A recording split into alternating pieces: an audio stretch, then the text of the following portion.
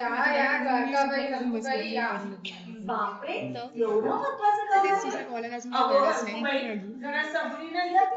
सांगा हो काय झालंय.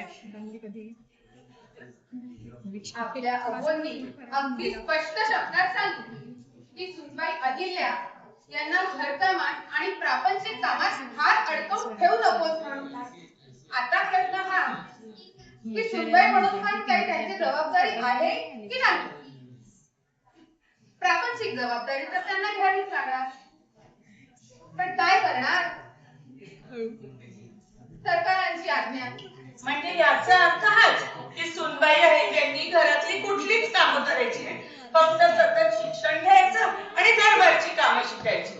असं काम म्हणतात द्वारकाबाई. आईल्या हुशार आहे, अभ्यासू आहे, नृत्य म्हणजे ठीक आहे. ही मोठी झाल्यानंतर अगदी उत्तम घरभराची कामं करणार. काय पण रघुबाई, शोभतात का असली कामं आपल्याला.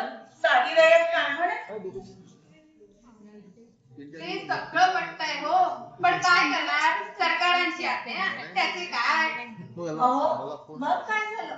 सरकारनं पण पूर्ण विचारानेच हा निर्णय घेतला असावा. त्यांना अहिल्यांच्या गुणाचे फारच झाले असणार. चुणचुणीत आहे वैल्या. मला तर बाई इतक्या काहीच अशी वाटत नाही. काय पण म्हणे हरखूबाई. अहो चूल आणि मूल हेच आपलं कार्यक्षेत्र. स्त्रियांनी कसं स्त्रियांसारखं राहावं. आपला संसार, आपली लेकरं यांचं सांभाळ करावा. मला तर बाई सरकारच्या या निर्णयाचा फारच राग आलाय. ते सगळं पटतंय हो द्वारकाबाई. मग मला अहिल्याला समजावंच लागेल. सरकारांची आज्ञा पाळावीच लागेल. अहो पण साधी वेळेत काय म्हणेल आपल्याला. काय करणार. सरकारांची म्हणण्याचं काढता येणार नाही. काही करा, निर्णय तुम्हीच घ्या. आम्ही कोण करा त्यांचे लाड. चला हो बरकुबाई, मुद्दा खाण्यात भरपूर कामं पडली आहेत. चला चला चला. ताईसाहेब, आम्ही येतोय, पण अहिलेची जरा समजुती घ्या. लहान आहे हो पोर अजून. चपटे डोळ्यात पाणी येतं. चला चला चला.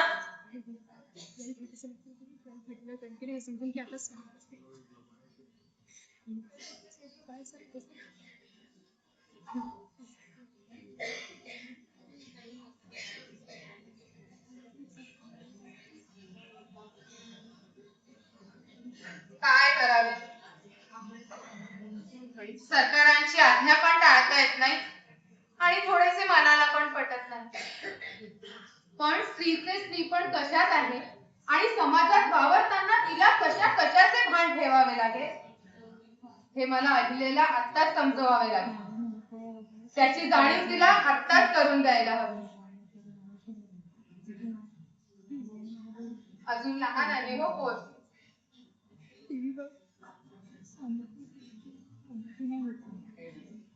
कोण आहे तिकडे. मीराबाई, सुनबाईंना आम्ही आमच्या कक्षात बोलवलंय म्हणून सांगा. ठीक आहे सर.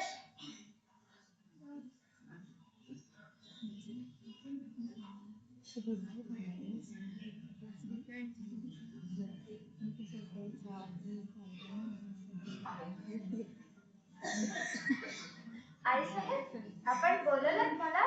या सुनबाई या. बसा बसा म्हटले ना.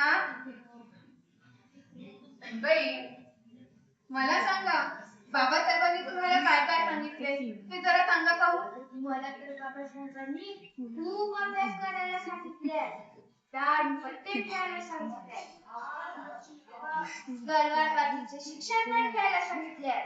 आणि म्हणाले, अहिल्या खूप मोठी होणार आहे. राज्याचा कारभार तुलाच बघावा लागेल. म्हणजे काय असे का बरं म्हणाले बाबासाहेब. सुनबाई, तुम्ही लहान आहात. मी काय सांगते ते नीट ऐका. हो सांगा सांगा. प्रथम तो पदर डोईवर नीट घ्या बघू. तुम्ही पुढे प्रजेचे नेतृत्व करणार आहात, तेव्हा अनेक देशी विदेशी राज्यकर्ते तुमच्याकडे आदरयुक्त नजरेने बघतील. पण तेव्हाही आणि आत्ताही हा डोईवरचा पदर घसरू देऊ नका. या पदरामुळे स्त्रीची शालीनता आणि लज्जा टिकून राहते. तुम्ही उद्या प्रजेची राणी व्हाल, राज्यकर्त्या व्हाल, तेव्हा प्रजेचे दोष, चुका, वेळप्रसंगी अपराध सुद्धा तुम्हाला या पदरात लिहिता आले पाहिजे. म्हणजे कसे सासूबाई? या अशा पदार्थ ते कसे सांभाळणार? अहो म्हणजे विचाराने वागणं. सुनबाई, राज्यकारभार करणे सोपे नसते हो. अनेक वाईट अनुभव, नवनवीन आव्हानं, अनेक अडथळे तुमच्यापुढे उभे ठाकतील. कधी कधी तर त्रित्वावर आघात करणारे प्रसंग सुद्धा पुढे उभे ठाकतील. पण त्यांना पाठ न दाखवता हा पदर खोचून शत्रूचा भिटाईने समाचार घ्यावा लागेल. तुम्ही ही प्रजा तुमचीच समजा, ह्या प्रजेला आपली लेकरं समजा. ज्यावेळी तुम्ही राजमाता व्हाल तेव्हा ह्या रयतेसाठी अनेक आव्हानं पुढे येतील. त्यासाठी तुम्हाला आपल्या पदर मोडपण करावी लागेल. म्हणजे या पत्राला अशी मोडपण करावी लागणार. पण याने काय होणार सासूबाई? बालिशपणा पुरे. म्हणजे आपल्या जवळचे धन सुद्धा तुम्हाला या रयतेच्या हितासाठी वापरावे लागेल. आणि अहिल्या, एक अंतिम गोष्ट तुम्हाला सांगते. तुमच्या खांद्यावर प्रजेची फार मोठी जबाबदारी आहे.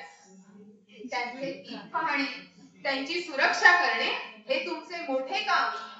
यासाठी वेळ प्रसंगी तुम्हाला हा पदर पण कुणासमोर पसरावा लागेल. म्हणजे तशी वेळ पण येऊ शकते. हा असा? तर हा पदर तुम्ही फक्त आणि फक्त आपल्या शंभू महादेवासमोरच पसरवा. तोच तुम्हाला योग्य बुद्धी देईल. आले लक्षात? हो सासूबाई, मी या सर्व गोष्टी नीट लक्षात ठेवेन. तर मग बोला, हर हर